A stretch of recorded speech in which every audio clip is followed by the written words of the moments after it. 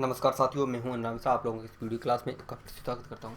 साथियों, आज हम लोग फिर एक नए वीडियो के साथ हाजिर हुए हैं आप लोगों के सामने, जो कि है मध्यकालीन भारत का इतिहास।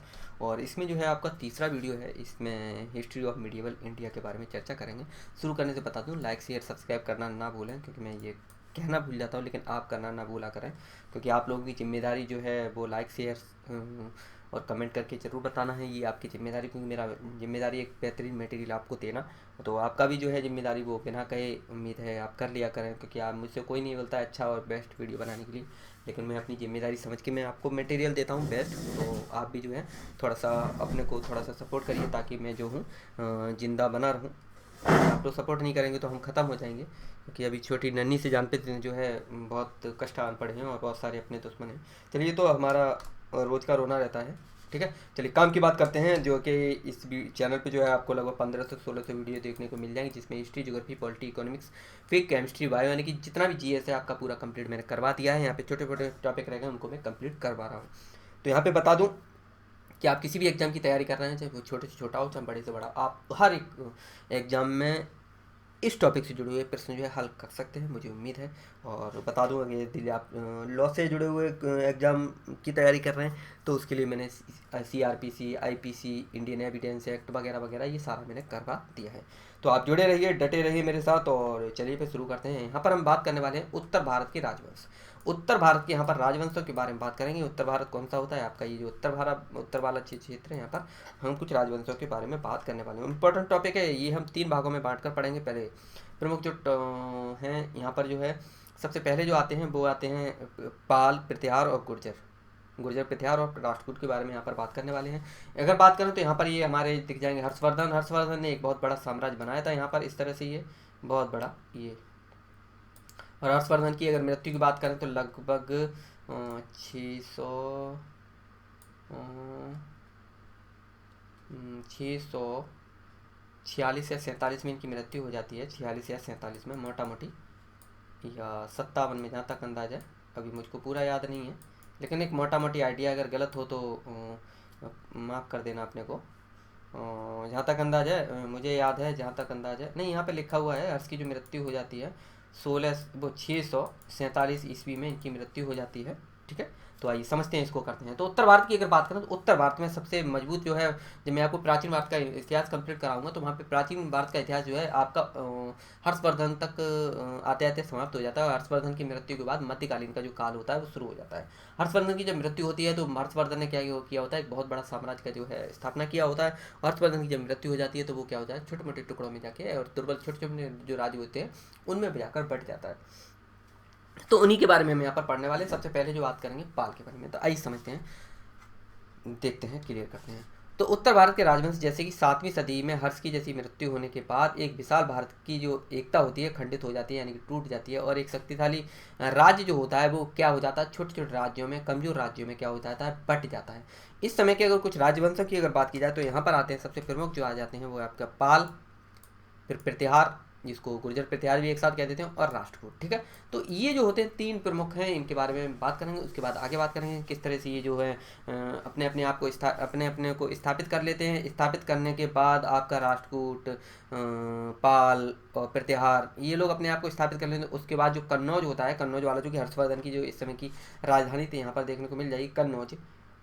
कानिकुब्ज इसको कन्नौज कहते थे, वर्तमान का कन्नौज उस समय का कानिकुब्ज।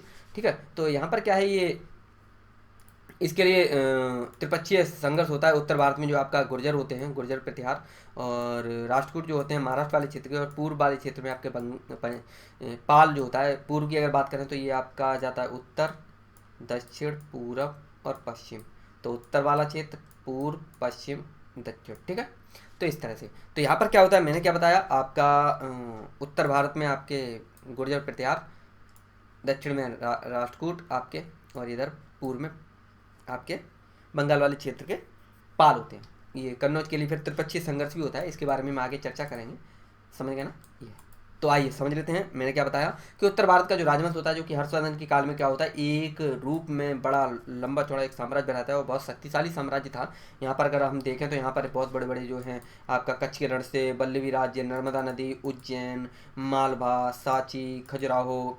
ठीक है, गया, सोन नदी, प्रयाग, अयोध्या, गंगा नदी, कानकुब्ज यानी कि वर्तमान का कन्नौज, ठीक है। उसके श्रावस्ती, मथुरा, थानेसर, और ये कपिलवस्तु, कुशीनगरी, पाटलिपुत्र, नालंदा, राजगृह, नवद्वीप, ताम्रलिप्ति, ठीक है, ताम्रलिप्ति, और ये बंगाल वाला क्षेत्र। ये पूरा जो क्षेत्र था आपका किसके अंतर्गत आता था? आपके हर्षवर्धन के। लेकिन हर्षवर्धन की जब मृत्यु हो जाती है, कब हो जाती है? 647 ईस्वी में हर्षवर्धन की मृत्यु हो जाती है। और हर्षवर्धन की मृत्यु के बाद ये जो एक शक्तिशाली राज्य जो था छोटे छोटे राज्यों में बट जाता है, जिसमें आपके 3 जो है निकल कर सामने आते हैं, जिसमें आपके पाल, प्रतिहार और राष्ट्रकूट। सबके बारे में अलग अलग जानकारी लूंगा, पाल, प्रतिहार और राष्ट्रकूट के। फिर मैं एक साथ इनको जोड़ दूंगा किस तरह से ये आपस में झगड़ते हैं, और झगड़ते झगड़ते क्या होते हैं, आपका सिस्टम जो है किसके पक्ष में आता है, उसके बारे में आगे बात करेंगे। सबसे पहले हम यहाँ पर बात करेंगे वो है पाल वंश, ठीक है। पाल की अगर बात करें तो यहाँ पर जो पाल होते हैं आपके पूर्व वाले क्षेत्र, पूर्व की अगर बात करें तो वो आ जाता है बंगाल वाला क्षेत्र। बंगाल में क्या होता है, इस जब हर्षवर्धन की मृत्यु हो जाती है, मृत्यु होने के बाद क्या होता है, बंगाल में अराजकता, बहुत ज़्यादा जो व्यवस्था की कमी थी या कहें संकट आन पड़ा था, और वहाँ पर जो है तहस नहस मचा रखा था वहाँ की जनता ने। तो जब हर्षवर्धन की मृत्यु हो जाती है तो भाई जब बिना राजा के और शक्तिशाली राजा था और केंद्रीय सत्ता एक तरह से समाप्त हो जाती है, तो छोटे छोटे जो है वो फन उठाकर ऐसे करके एकदम फुसकार मार रहे होते हैं ऐसे करके। तो उसमें से ही बहुत सारे लोग क्या करते हैं, अपने को हीरो बनने की कोशिश कर रहे होते हैं। तो वहाँ पर एक व्यक्ति निकल कर आते हैं जिनका नाम था गोपाल। गोपाल एकदम खड़े होते हैं, और गोपाल दादा वहाँ पर खड़े होते हैं, कहते हैं अपन कौन है, यहाँ पर बॉस है। बॉस जब वहाँ पे बनते हैं तो एक तरह से क्या होते हैं, जब उन्होंने अपने आप को बॉस मान लेते हैं तो उनके पीछे क्या हो जाते हैं, बहुत सारे लोग इकट्ठे हो जाते हैं, और बंगाल के क्षेत्र वाले में क्या हो जाते हैं, गोपाल को राजा मान लेते हैं। तो आइए भारतीय बात करते हैं। मैंने क्या बताया, पाल वंश के बारे में बात करें। पाला एम्पायर्स 8वीं सदी के मध्य में लगभग 100 वर्षों तक पूर्वी भारत पर क्या है, पाल शासकों का वर्चस्व रहता है। पूर्वी भारत की बात करें तो ये है पाल वाला, यानी बंगाल और यहाँ पर उत्तर प्रदेश का कुछ भाग, और ये आपका इस तरह से। तो पाल वाला जो क्षेत्र था, यहाँ पर क्या है, ये पूर्वी भारत पर क्या है, पालों का 100 वर्ष तक लगभग यहाँ पर क्या रहता है, वर्चस्व रहता है। तो बंगाल में अगर जब हर्षवर्धन की मृत्यु हो जाती है तो बंगाल में अव्यवस्था और अराजकता के कारण बंगाल की जनता परेशान होकर गोपाल नामक व्यक्ति को क्या करती है, अपना राजा, अपना बॉस, अपना शासक स्वीकार कर लेती है। और पाल शासकों का जो है तिब्बत पर क्या होता है, बहुत ज़्यादा घनिष्ठ यहाँ पर प्रेम दिखाया जाता है अक्सर। तो ये जो है सांस्कृतिक संबंध इनका जुड़ा रहा है, क्योंकि यहाँ पर अगर देखा जाए तो ये इस तरह से पाल एम्पायर, और ये इस तरह से ये यहाँ पर जो है किससे जुड़ा हुआ, एक तरह से तिब्बत तक यहाँ पर जुड़ा रहा था। तो पाल की मैंने क्या बताया, तिब्बत के साथ घनिष्ठ सांस्कृतिक संबंध भी था। तो पाल शासकों को बौद्ध धर्म, ज्ञान विज्ञान का क्या माना जाता है, संरक्षक माना जाता है, क्योंकि ये जो है बौद्ध धर्म के मोटा मोटी एक तरह से जाना जाए तो ये अनुयायी। तो क्योंकि तिब्बत के साथ घनिष्ठ सांस्कृतिक संबंध का मतलब क्या है कि वहाँ पर ये जो बौद्ध मठ आपको देखने को मिलेंगे, तो ऐसी बात है ये बौद्ध धर्म के संरक्षक माने जाते हैं। तो आइए समझते हैं नेक्स्ट। सबसे पहला जो है राजा देख लेते हैं, सबसे प्रथम जो है शासक देख लेते हैं आपका, ये जो है क्षेत्र इसका, यानी कि पाल एम्पायर की बात करें तो गोपाल जो है इसके प्रथम है। 750 ईस्वी से लेकर 770 ईस्वी तक क्या रहते हैं, यहाँ के शासक रहते हैं। पाल साम्राज्य की स्थापना 1750 ईस्वी में गोपाल ने की थी। गोपाल की मृत्यु जो है 770 में हो जाती है। महिपाल प्रथम को पाल वंश का द्वितीय संस्थापक माना जाता है, यानी कि गोपाल के बाद आपके धर्मपाल, देवपाल, सूरपाल, विग्रहपाल, नारायणपाल, राज्यपाल, गोपाल टू विग्रह, महिपाल, ठीक है। तो महिपाल को क्या माना जाता है, महिपाल प्रथम को द्वितीय संस्थापक माना जाता है, यानी कि नींव किसने रख दी थी, आपकी गोपाल ने रख दी थी। और उसके बाद आगे चुटपुट जो है शासक आते हैं, और दूसरा शक्तिशाली शासक कौन माना जाता है, महिपाल माना जाता है। तो गोपाल ने क्या किया था, आपका स्थापना की थी पाल वंश की। आइए नेक्स्ट देखते हैं। दूसरा देख लेते हैं धर्मपाल। धर्मपाल की अगर बात करें तो गोपाल की मृत्यु के बाद उनका पुत्र जो होता है धर्मपाल 770 ईस्वी में बंगाल का क्या बनता है, शासक बनता है। कन्नौज की विजय सबसे महत्वपूर्ण इनके समयकाल में सफलता मानी जाती है। कौन सा, यानी कि आपका जो गोपाल वाला जो क्षेत्र था, गोपाल की अगर बात करें यहाँ पर देखें पाल में, तो गोपाल ने यहाँ पर कर तो लिया था, लेकिन कन्नौज पर उतनी क्या थी, जीत हासिल नहीं कर पाई थी। लेकिन आपका जो क्या बोलते हैं, जो गोपाल का जो पुत्र था धर्मपाल, इसने क्या कर लिया था, कन्नौज पर भी विजय प्राप्त कर ली थी। तो गोपाल की मृत्यु के बाद धर्मपाल 770 ईस्वी बंगाल का शासक बनता है, और कन्नौज पर क्या करता है, ये विजय हासिल कर लेता है, यानी कि उसको जीत लेता है। ठीक है। तो यहाँ पर धर्मपाल के समय की अगर बात करें तो ये पूरा क्षेत्र जो था यहाँ से शुरू होता है, यानी कि यहाँ पर आप देख सकते हैं कि किस तरह से पाल के समय की बात होती है। यहाँ पर इतना होता है गोपाल के समय की, और गोपाल के समय की बाद की अगर बात करूँ तो ये पूरा क्षेत्र है, ये पूरा ये पूरा सिंध से लेकर ये इस तरह से अगर देखा जाए तो पूरा ये क्षेत्र इन्होंने अपने अंडर में कर लिया था। किसने? आपका धर्मपाल ने। ठीक है। तो ये पाटलिपुत्र आ गया, आपका काशी आ गया, कौशल आ गया, कन्नौज आ गया, कुरु आ गया, गांधार आ गया, कंबोज आ गया, ठीक है, काबुल आ गया, ठीक है। तो इस तरह से सिंध आ गया, ठीक है। तो इस तरह से ये देखने को मिल जाएगा, भोज आ गया। तो ये क्या है कि इतना इन्होंने साम्राज्य बना लिया था। कब की बात है? तो धर्मपाल। तब धर्मपाल भी एक तरह से क्या है, आपका शक्तिशाली शासक माना जाए। तो कन्नौज की महत्व की अगर बात कर लें तो कन्नौज जो है, आप लोगों को पता होगा कि कन्नौज जो है गंगा नदी के किनारे पर स्थित होने के कारण व्यापारिक दृष्टि से एक महत्वपूर्ण स्थान माना जाता था। कन्नौज गंगा और यमुना नदी के मध्य स्थित होने के कारण सर्वाधिक महत्वपूर्ण नगर व उपजाऊ क्षेत्र भी था।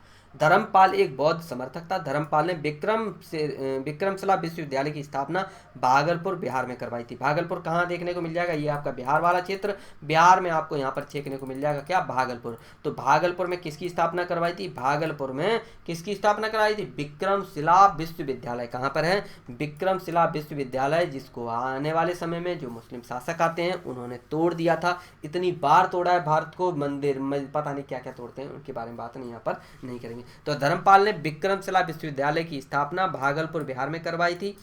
नालंदा विश्वविद्यालय को आर्थिक मदद देने के लिए 200 गांव के राजस्व को क्या किया था? इन्होंने दान दे दिया था। 200 गांव के राजस्व को दान में दे दिया था। किसके द्वारा? आपके धर्मपाल के द्वारा दे दिया गया था। क्लियर हुआ इतना? तो समझ में आ गया ना कन्नौज का क्या महत्व था, क्योंकि ये जो है गंगा नदी के किनारे था और गंगा और यमुना के मध्य में था। तो इसलिए ये क्या था, एक तो बहुत महत्वपूर्ण था। क्या था इसके कारण? ये उपजाऊ क्षेत्र था और व्यापारिक दृष्टि से बहुत महत्वपूर्ण था। ये आपका धर्मपाल क्या था? आपका बौद्ध धर्म का अनुयायी माना जाता है। नेक्स्ट बात करते हैं। नेक्स्ट देख लेते हैं देवपाल। 810 से लेकर 885 ईस्वी तक। अगर यहाँ पर बात करें तो पाल की अगर बात करें, जय कन्हैया लाल की, हाथी घोड़ा पाल की, तो यहाँ पर बहुत उनका पूरा वंशावली दिया है। ठीक है। इस तरह से आप अगर स्क्रीनशॉट लेना चाहें तो ले सकते हैं। ये इस तरह से गोपाल, धर्मपाल, पनाना रेमका पाल, फिर ये वाले पाल, जयपाल, ठीक है, फिर राज्यपाल, और ये वाले को थमाना डेमका, तमाम चीज़ें आप स्क्रीनशॉट लेना चाहते हैं ले सकते हैं। लेकिन मैं इनके बारे में नहीं बताऊंगा, इसमें मैं इसके बारे में हल्का सा जानकारी दूंगा, क्योंकि जो मेन है वो ये यहाँ पर दिख रहे हैं: गोपाल, धर्मपाल, देवपाल, सूरपाल, विग्रहपाल, नारायणपाल, राज्यपाल, गोपाल 2 यानी 2.0, विग्रहपाल 2, महिपाल, नयपाल, विग्रहपाल 3, महिपाल 2, सूरपाल, रामपाल, कुमारपाल, गोपाल 3, मदनपाल और गोविंदपाल, ये आपका आखिरी शासक था। इतनी जानकारी यहाँ पर काफ़ी है। चलिए देवपाल के बारे में बात कर लेते हैं। जो महत्वपूर्ण घटना जुड़ी थी उससे संबंधित हम बात करेंगे, ज़्यादा हम डीप में नहीं जाएंगे। देवपाल की भी बात करते हैं। देवपाल जो था, धर्मपाल के पुत्र देवपाल अपने पिता की मृत्यु के बाद 810 ईस्वी में क्या बनते हैं? राजा बनते हैं। मुंगेर को देवपाल ने अपनी राजधानी बनाया था। इससे पहले राजधानी क्या थी? कन्नौज। कन्नौज के बाद यहाँ पर क्या आ जाता है? ये बंगाल वाला क्षेत्र अगर आते हैं तो बंगाल वाला क्षेत्र देखेंगे, उस समय का बंगाल और वर्तमान का ये बिहार वाला जो क्षेत्र है, यहाँ पर आपका मुंगेर को क्या करते हैं? ये राजधानी बनाते हैं। कौन? आपके देवपाल। परम सौगात की उपाधि भी अपनी कौन करते हैं? देवपाल धारण करते हैं।